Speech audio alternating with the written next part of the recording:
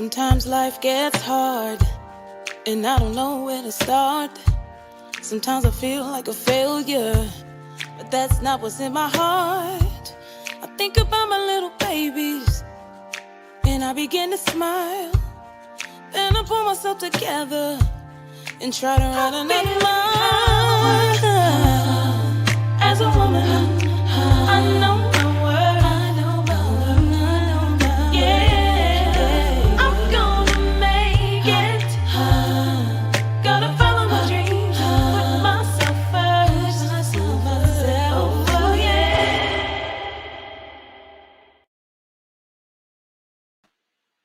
Hello, everybody. Welcome to Journey of Womanhood. My name is Co-Pastor Michelle Lyons, and I greet you with Jesus' joy. Tonight, we're going to talk about a very serious issue that's plaguing our society, our culture, every culture actually. One of the greatest challenges facing the healthcare industry is the fight against mental illness. This is a fight that I usually don't people don't like to talk about. People don't like to speak on. It's become more of a stigma to put it up under the rug. But we're going to talk about it tonight because it's real. We have people that that suffer with anxiety, that suffer with bipolar, schizophrenia, people that suffer with depression. And we want to talk about it tonight. I'm very excited about the guest that I have on tonight, in Takia Blackman. But before we even get into that, I want to let you all know that mental illness is not something that we should hide. It's very, we need to have this conversation because this conversation means a lot. We have people that are going through, and we just want to be a blessing to the people of Christ. So I just want to let you all know that I'm excited about our young lady on tonight by Takia Blackman, and we will talk to her in just a few minutes as we get ready. But just to know that more than half of patients who meet the criteria for mental illness are not identified by doctors. That's a whole lot of people, and it's understandable that family and friends they can fail to spot the signs of some mental illness, especially when trained doctors are unable to do the same. So that lets us know that we have to have this conversation. We have to talk about it so we can beat it. And also to let you know that 1 in 4 women experience depression, and factors such as poverty, isolation, and hormonal changes, and they are likely to make an impact. So we ladies have to talk about our mental health. We have to take charge of our mental health. We have to take care of ourselves. We have to have self-care, and we want to talk about this on tonight. Don't stroll down. Don't say this don't have nothing to do with me. It has something to do with everybody. Everybody is affected in some way, some shape, form, or fashion. So I'm going to get out the way, but I want to introduce our guest on today. Her name is Takia Blackman, and she will be up in just a second. Takia Blackman, MPS, is a mental health advocate, speaker, and author. She is the creator and host of the Fireflies Unite podcast, a weekly podcast dedicated to bring light into darkness by sharing the stories of individuals thriving with mental illness within communities of colors, despite the disadvantages and racism that negatively impact their mental health. Described as an inspiration, her heartfelt and powerful story is a testament that anyone can thrive despite having mental illness. Takia was diagnosed with major depression and generalized anxiety disorder and is a suicide survivor. Her articles have been published on The Mighty, Urban Faith, Blavity, and 2190, and have garnered over 50,000 views and encouraged individuals to seek treatment. She wrote her first book, Saved in Depression, a suicide survivor's journey of mental health, healing, and faith, to educate her community on mental health while also encouraging them to seek treatment. In April 2018, Takia was appointed by the governor's office to serve on Maryland's Behavioral Health Advisory Council. She has earned a master's degree in public relations and corporate communications from Georgetown University and a bachelor's degree in radio, television, and film production from Howard University. Ladies, please welcome to the stage Takia Blackman. Hello, everybody. I'm so excited on today as we going to embark on mental health in women. And we have a wonderful, wonderful special guest, Takia Blackman. She's here, and she's going to enlighten us and talk to us about mental health in women today. This is May is Mental Health Month, but as we know, we need to talk about mental health outside of May. So not just the month of May, but this is Mental Health Month, and I thought it would be great for us to talk about how mental health is affected in women and how women are affected in that. How you doing, Takia? Hi. Yeah, thank you for joining us on today.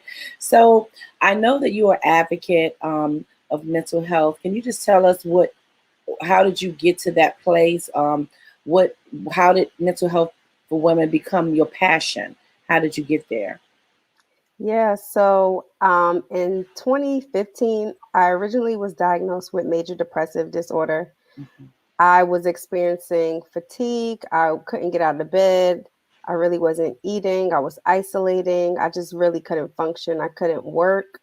And I had to give up my apartment. I had to kind of couch hop with different family members and apply for disability because it got that bad to the point where I couldn't function.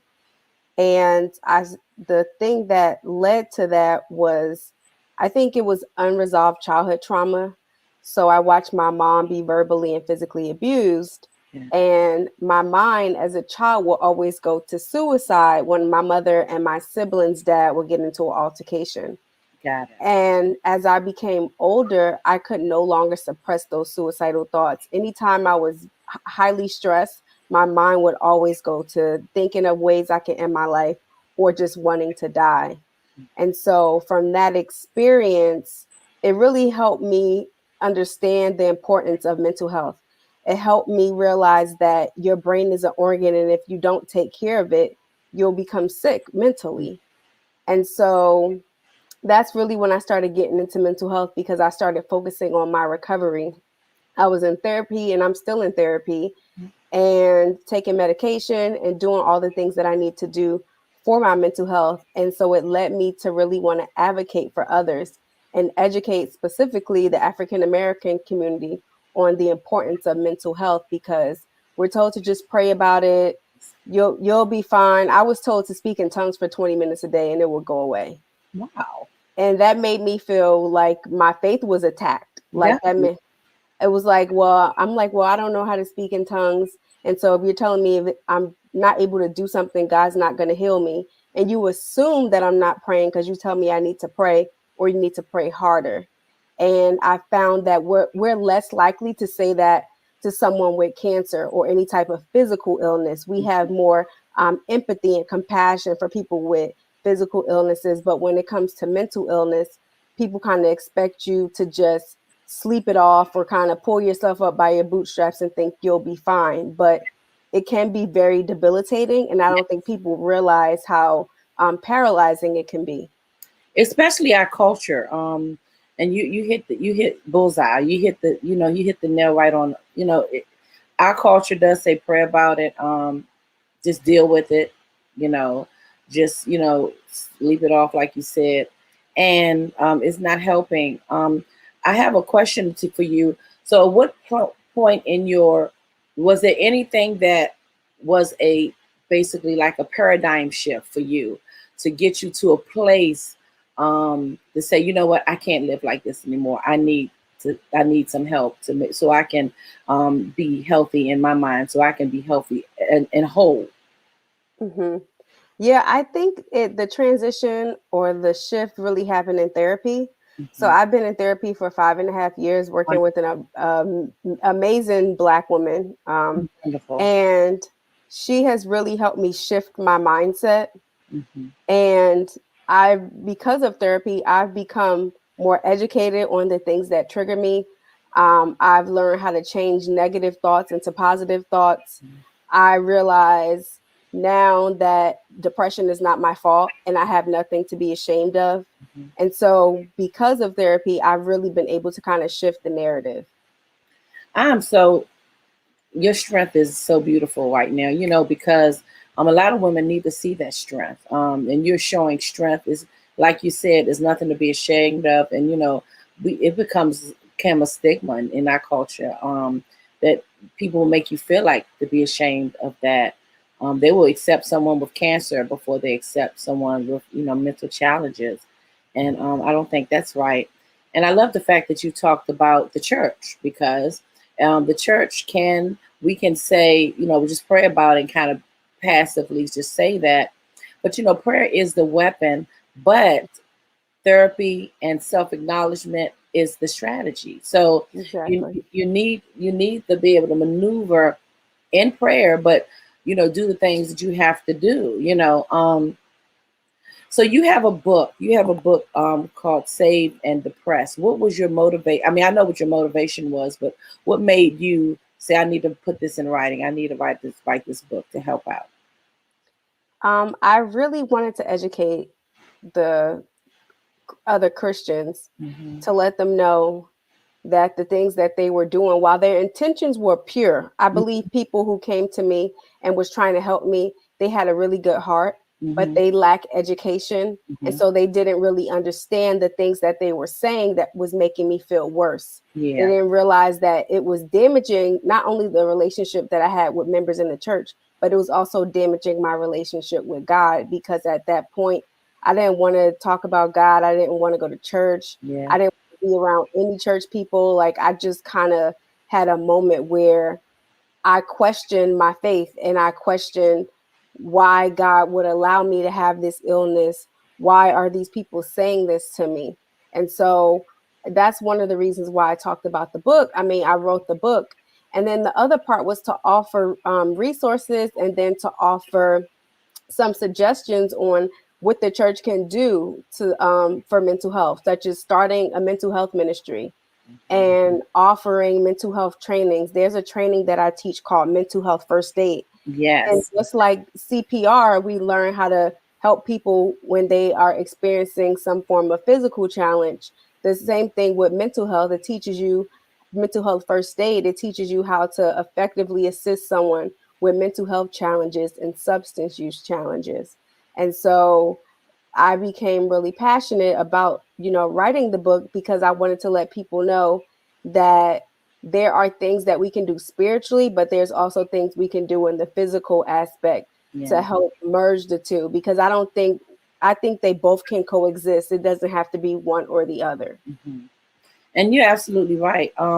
So I know the church can really. I think the mental health ministry, because I know me as a pastor, I'm going to take your class. I think your mental health. I kind of missed the last one though, but I'm not sure how often you do it. But I want, hopefully I can be on the next one.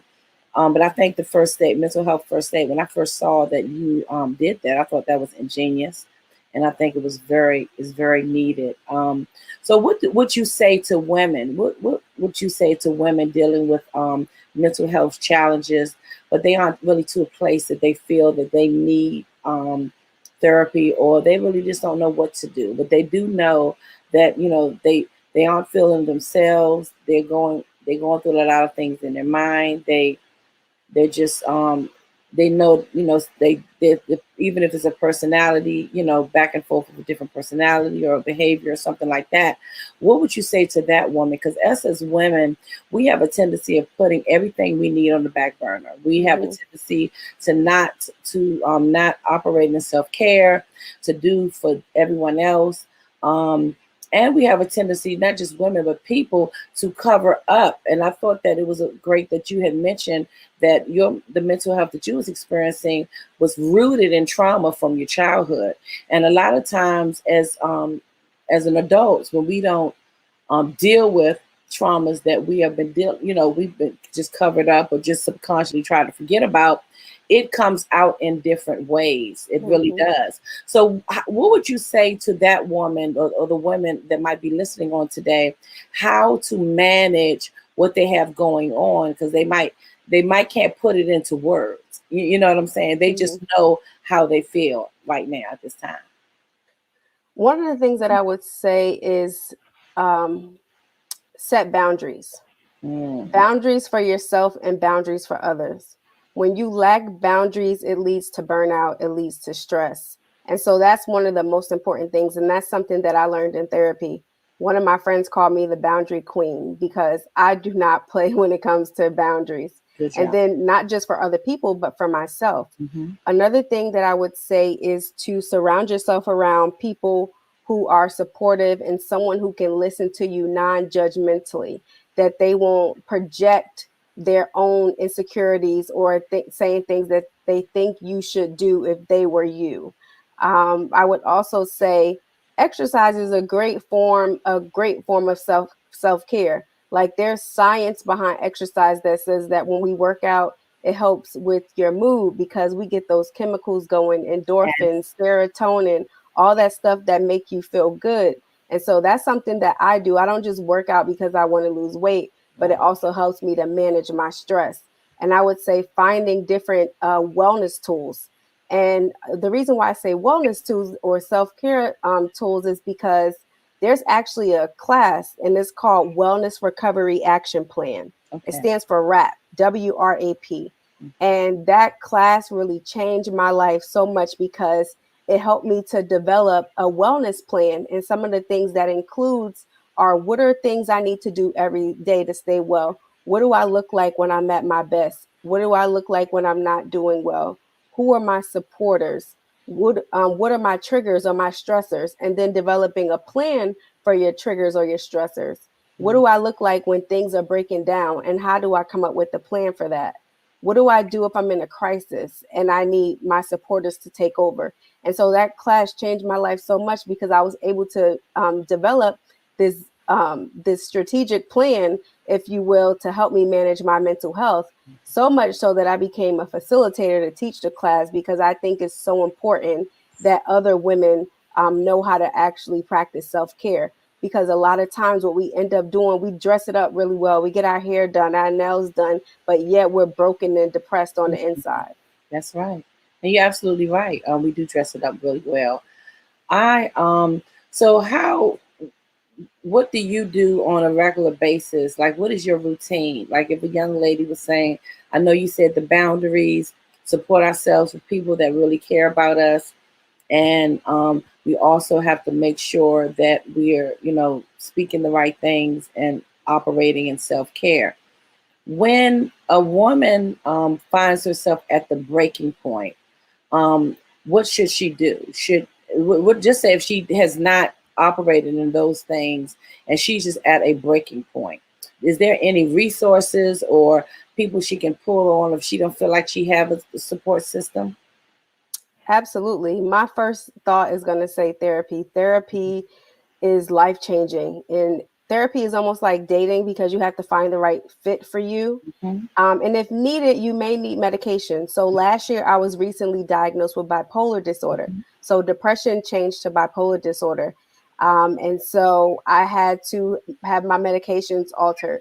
And personally, I cannot function without my medication. Just recently, I started to fall. I was in a manic episode. And when Okay. I came out of that manic episode, I fell into a depression. So I had to go to my psychiatrist just last week to tell her, we need to figure out something to do with my meds. And she increased the dosage. And I slowly started seeing how just within a week, I started to feel better. Yeah. Because for weeks, I couldn't get out of bed. I was isolating. I wasn't cleaning up. I wasn't taking care of my daily household chores. I was not getting as much work done, and I was really struggling. So I would say therapy. I would say medication if needed.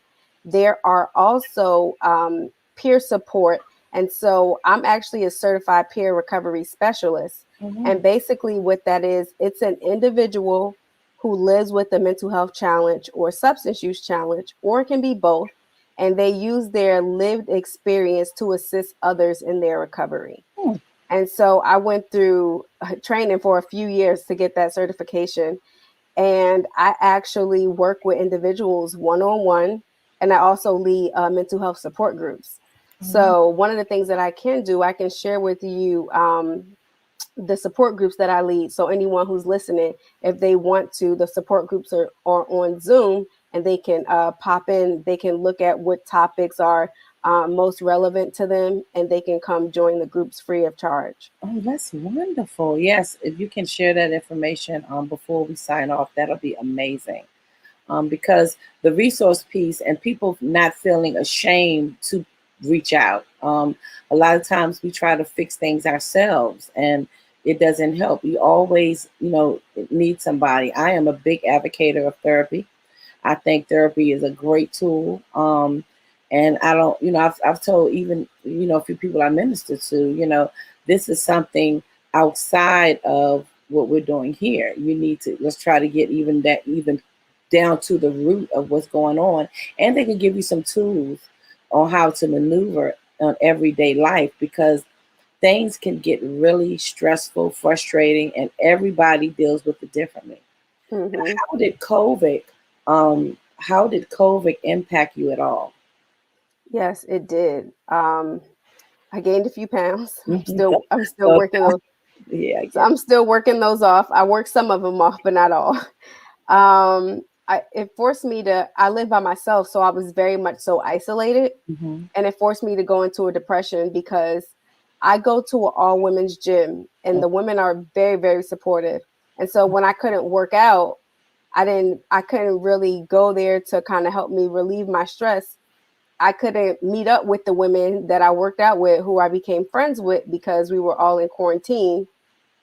And I had to go to therapy like twice a week at that point, because I needed it more, because I was so isolated and I was depressed. And it definitely made it challenging, because I'm an introvert, so I do need time to myself, but I also enjoy being around other people, because we were made to be a part of communities. We were made to be able to assist and help each other. So COVID, I think the biggest thing was the isolation piece that led me into a depression. Yeah, and a lot of people, I mean, was affected. I was affected myself, just the isolation piece and not being able to go. And I'm a very social person, so just not being a part of that was, I believe COVID affected everyone. Hmm. Um, how do you find a good therapist? That seems to be a thing, like to really find someone good that can really relate to you.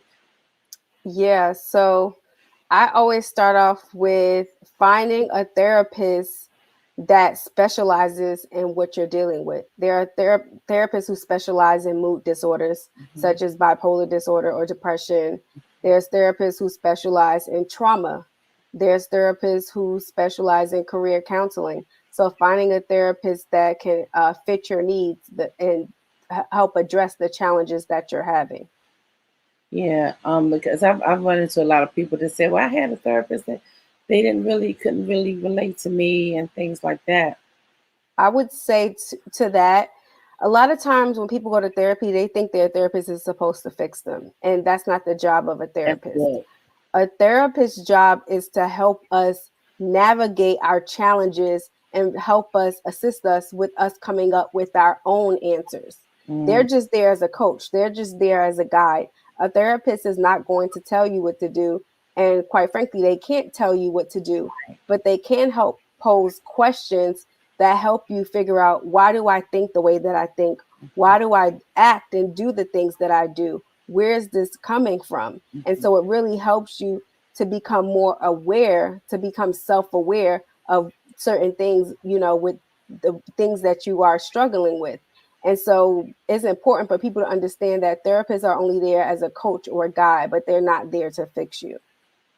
And that's absolutely, and it gives a different. Thank you for that. That gives a different perspective on what people are the expectation level on when they go to therapy, because I do believe a lot of people do think maybe it's supposed to fix the situation, or I knew a few people that just want to go to therapy because they just want to get off the medication and things like that.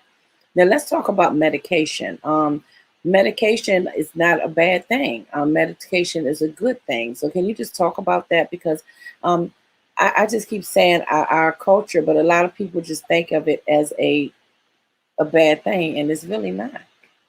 Well, I was against it at first when my therapist suggested it originally, because I'm like, I'm not crazy. I don't need those pills. Got it. There's nothing wrong with me, because I'm like, well, why do I have to take pills just to be able to function? It just, to me, it felt like she was saying I was too weak to handle it on my own. That's how I received it. Got it. So eventually, when it got to the point that you can't get out of bed, you're not eating, you can't work, you are debilitated, you are crippled by this illness. And Mhm. so at that point, you do need something to assist you so you can live a functional life.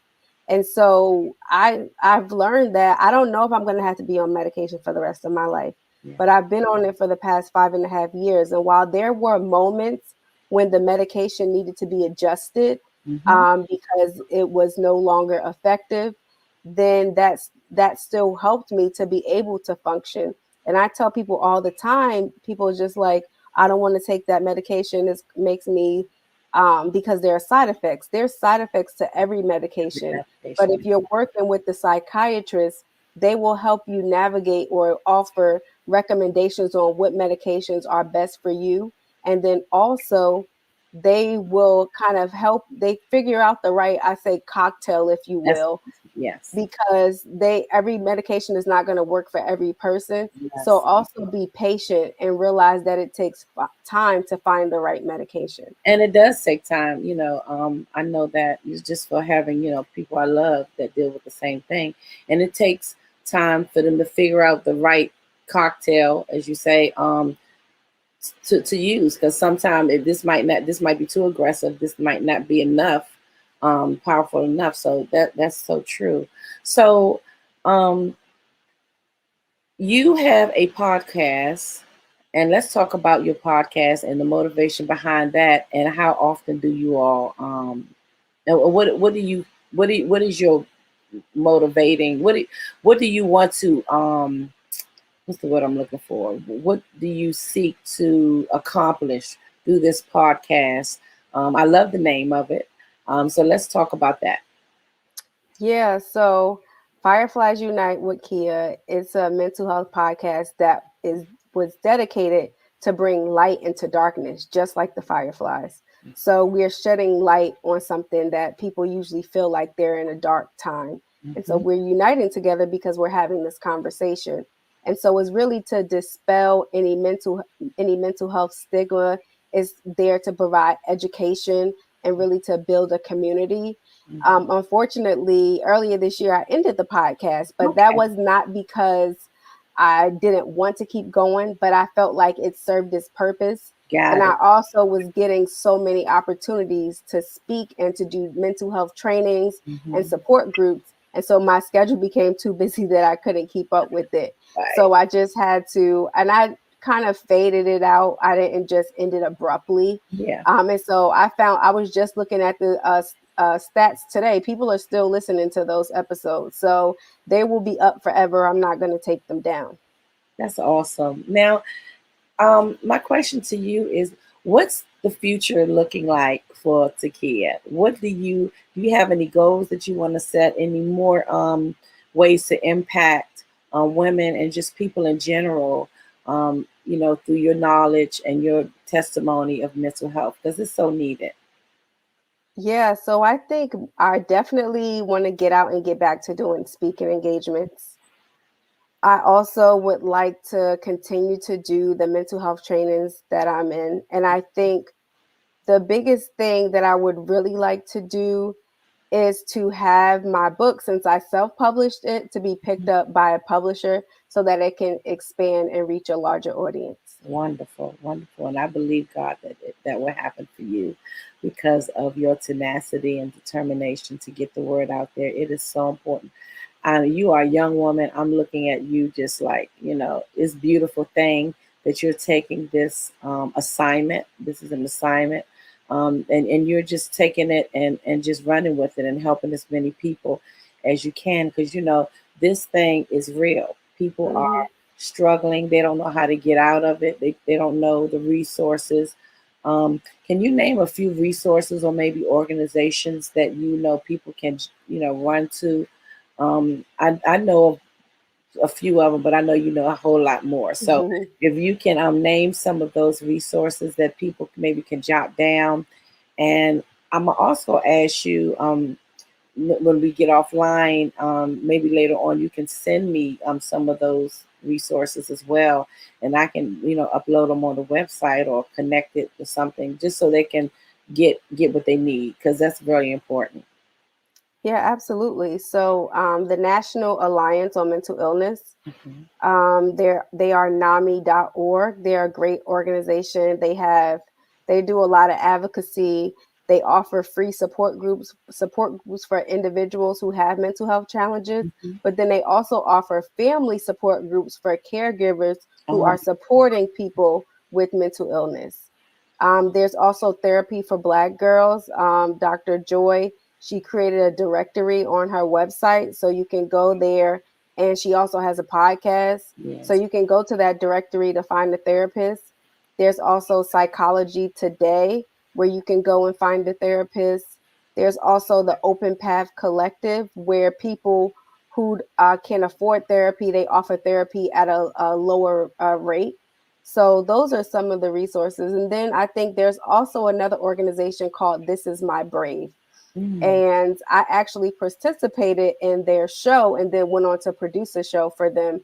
They are a storytelling organization where they allow people with mental illness and substance use challenges to share their story live on stage.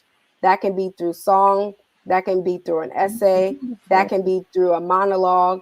And so they have so many videos on their YouTube page of their different shows that they produce. And they're a great resource because you can help find a little bit of yourself in the stories that are told. Now, what would you say are some signs that person might be slipping into depression or in a depressed state? Because, I do recognize that you cannot acknowledge or anything you can't confront. So what do you suggest are some of the signs where people might find themselves, they don't really know what this is, but they might feel that, they might push them and tell them, they might need to get some therapy or some help from somewhere? Yeah, absolutely. So the first thing I would say that depression causes significant impairment in your life. So if you notice you're having an impairment would be you can't get out of bed, rapid weight loss or rapid weight gain, feeling fatigued or tired or having muscle aches. Because sometimes people think, oh, they're going to the doctor because they feel fatigued or they're tired or they're having muscle aches. That can also be show up as depression. If you're not able to do your daily activities, so if you're not cooking, you're not cleaning, you're not taking care of your responsibilities, and you find that it becomes so much. If you're isolating, if you're struggling with suicidal thoughts. And so those are definitely some of the ways that people, I would say, that they can realize that they're depressed. But I think one of the things that someone in my support group brought up is that how people don't realize the challenges that come with depression, to the point that any little thing can feel like it feels like you're climbing up a mountain. Just to respond to a text message feels like you have to climb up a mountain. Because if you tell someone you're depressed, they may say, what do you have to be depressed about? There's nothing wrong with you. So trying to explain what depression is to someone who has no idea, because here's the thing, a lot of times people confuse sadness and depression, and they're not the same thing. That's good. So sadness is a symptom of depression, but that's not the only thing. Sadness is a symptom. So in addition to your having sadness or depressed mood, you can't get out of bed.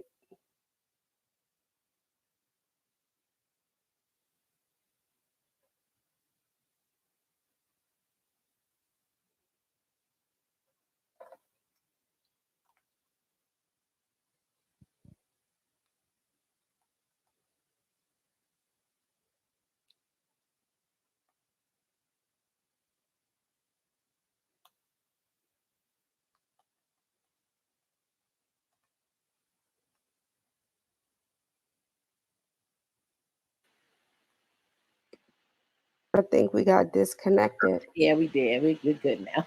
Okay. Sorry, I don't know what happened. So I was saying with depression, you have a depressed or sad mood. You have low energy. You can't get out of bed. You're sleeping too much or you can't sleep at all. You're eating too much or you're not eating at all. So you have to experience all of those symptoms or some of those symptoms for it to be even considered depression. And you're also supposed to have experience for at least 2 weeks for it to even be considered depression. With sadness, if you are upset because you don't have the money to get your car fixed, but once you get the money, you're no longer sad about it. So it's like simple things like that. But it's something that can lead, I would say, to a depression. If someone's sad because they lost their job and they can't provide for their family, that may have originally started off as sadness, but that can ultimately lead to a depression. Right. That's right. And why do you think depression and substance abuse is so connected? I've learned that, a lot of times people that are, have mental health challenges, some of them also have substance abuse challenges as well. Yeah, so I think I can't speak for all the reasons, but I Yeah. think one of the reasons is because people are looking for ways to cope.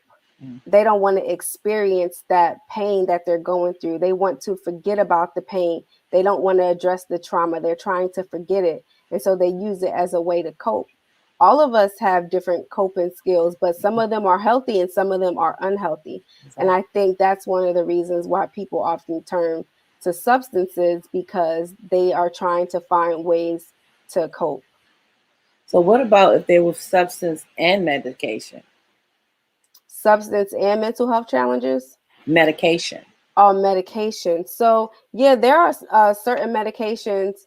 Are you saying like medications that they're using to, like they're taking too much of it, Right. of a So just particular say they, medication? yeah, just say they're have mental health challenge and they're taking medication, but they're also dealing with substances as well.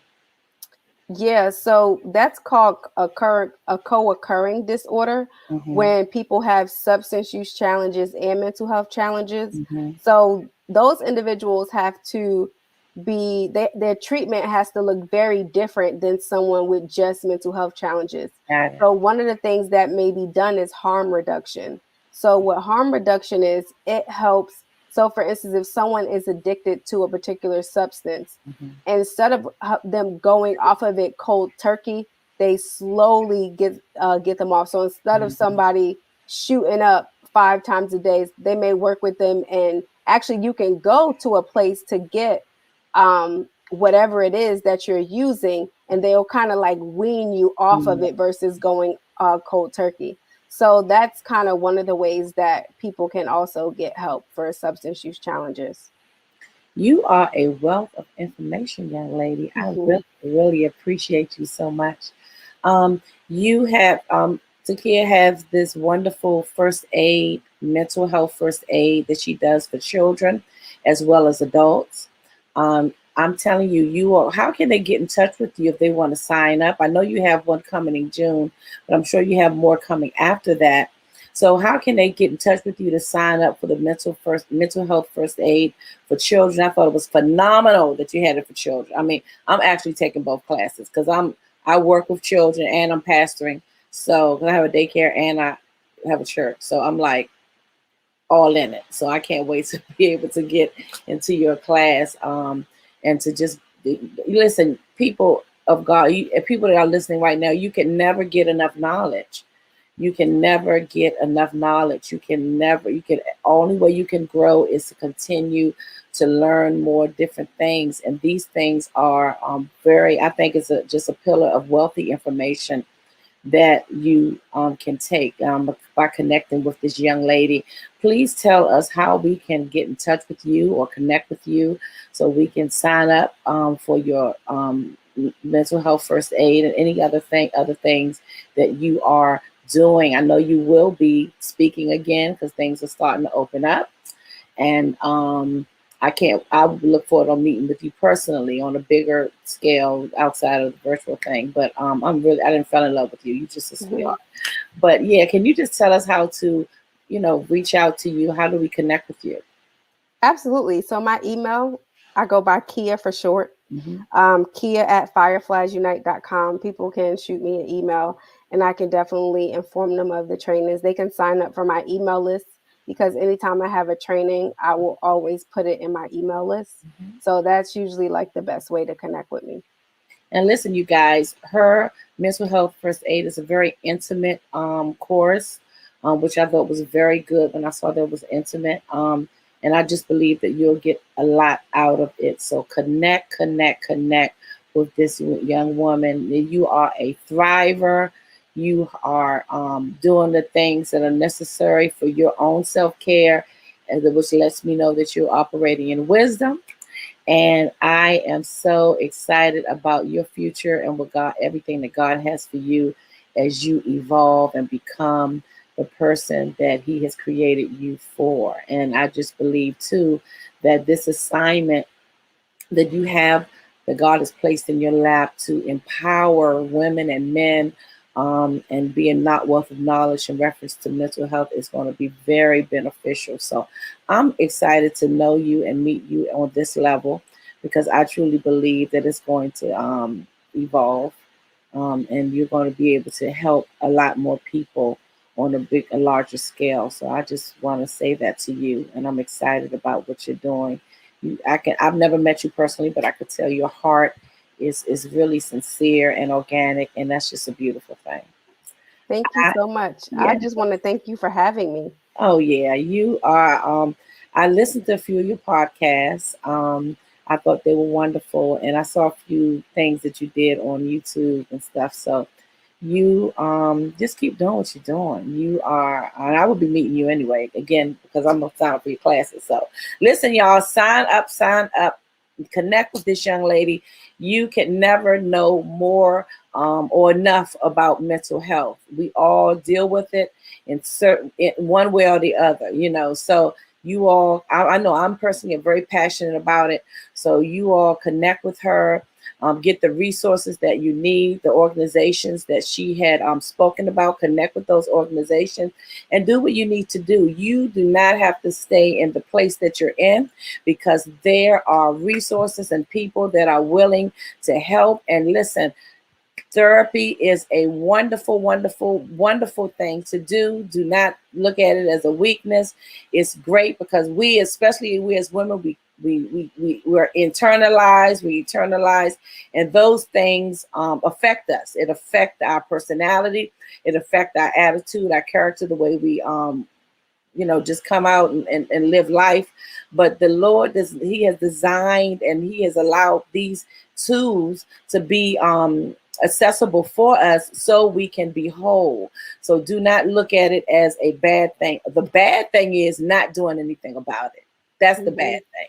But pushing through and saying, listen, I want to live, and I want to live my life as victoriously as I can. And the best way to do it is to take care of yourself. Thank you so much, sweetheart. And where can they buy your book? You can get it on Amazon. Amazon. Okay, you all go to Amazon, look her up, Get Saved and Depressed. It's going to be a wonderful, great read, and we are touching, agreeing, and believe in God that it would go into the right person's hands to get to a publisher that can finance this thing and make it broader, so more people can have this resources tool. I am so excited for you, young lady. You are a gem, a jewel. And you continue to keep doing what you're doing. And I thank you so much. I'm honored that you decided to come with us on a journey of womanhood, because, womanhood is a journey. We go through a lot of valleys and mountaintops, and we go through a lot of changes as women. And but God gives us all the tools that we use, and sometimes it's just each other, right? And it's just about iron sharpen iron. So listen, thank you so much. If there be one thing that you would say to the women before we close out, what would that be? I would say, don't give up on yourself. That's good. Don't give up on yourself. That's a lot. You all do not give up on yourself. You have people counting on you, and you're counting on yourself. So there's a lot of things for you to do. So don't give up on you. Listen, you all have a wonderful, wonderful day. We'll see you on next week. And as we this week we're going to have another exclusive on Thursday. And we're going to talk about mental health one more again, and then we're going to meet up at Watkins Park, and Takia talked about exercising. So that's what we're going to be doing on Saturday.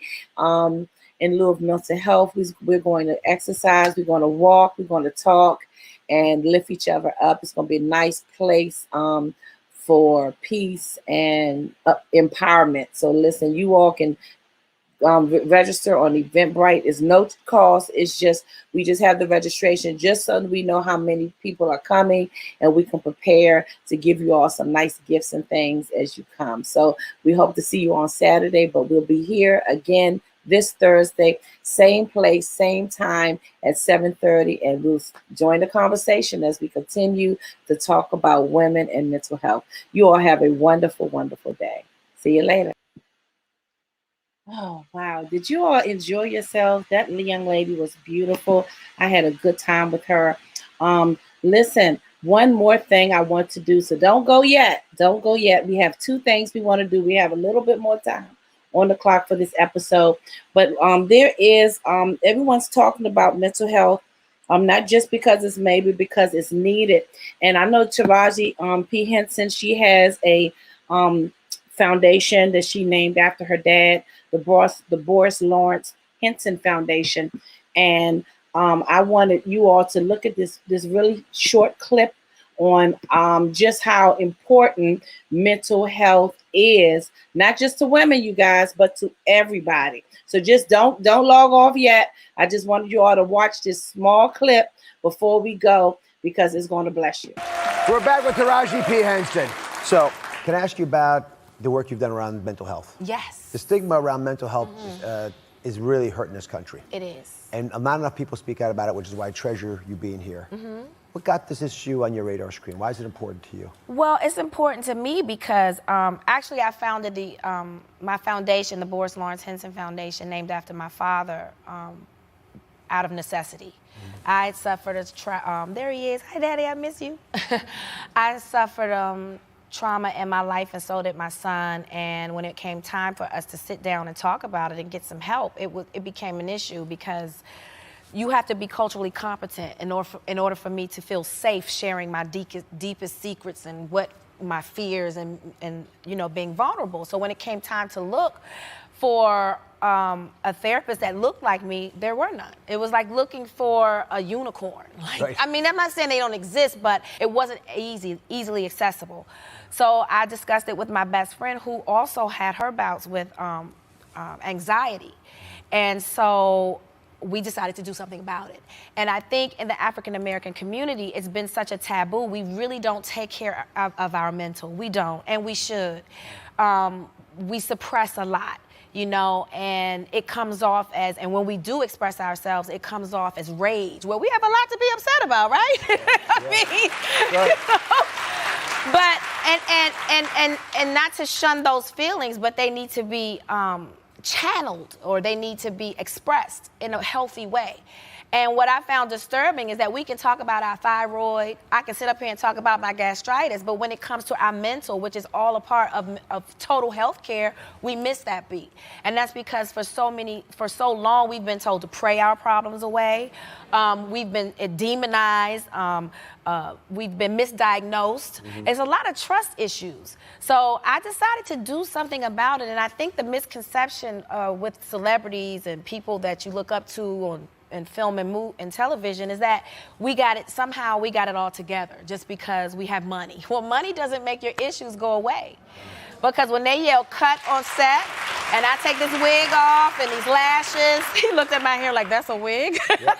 But when the Taraji in the limelight comes off, I go home to real problems just like everybody else that money can't solve, Well, why'd you name it after your dad? Because my father was a Vietnam vet, and he suffered from his own mental issues, and he was very vocal about it. That was important. It made an impression on me, because then I would hang out with my white friends, and I'd be like, girl, let's do lunch at 11. Oh, no, I have my standing appointment with my therapist. And I was like, I want a standing appointment with a therapist.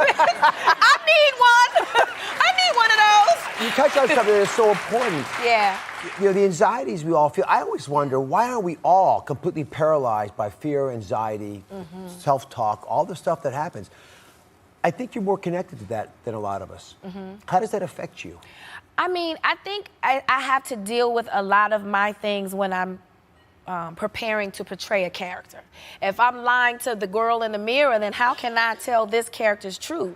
So I can't miss those beats in my life. So acting to me has become very therapeutic. Not to say that I don't need a therapist, because I do need a professional, but I need to speak to a professional, but I'm just very aware of who I am because this is my instrument, so I have to be, Why do you think, and I respect your honesty about this, and I suspect in some ways acting is therapeutic for you because it forces you to confront some of those demons. Yes, absolutely. What needs to happen in the African American community?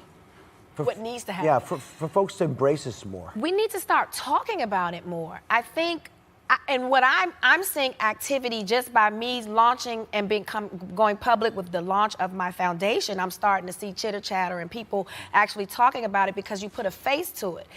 Because I feel like my fans pretty much, you guys trust me, right? Yes, yeah, they do. Right, they trust me, and I think when you see someone that you trust and you've looked up to for so long say, hey, it's okay, I'm suffering too, then it makes it go, oh, it's like a sigh of relief, like I'm not the only one. Yeah. I mean. That's right, no, you're right. So when we ask our audience, and we do this, guys, we ask you a lot of times, the reason we do these surveys, and they're pretty professionally done, is to find out what's bothering America. The biggest epidemic we have right now is loneliness. Mm-hmm. People just don't feel connected, and so they don't have the usual tactics, like talking to your mom or a best friend or a group of people that you hang with. Mm-hmm. So what's a tactic that you use personally to get past it?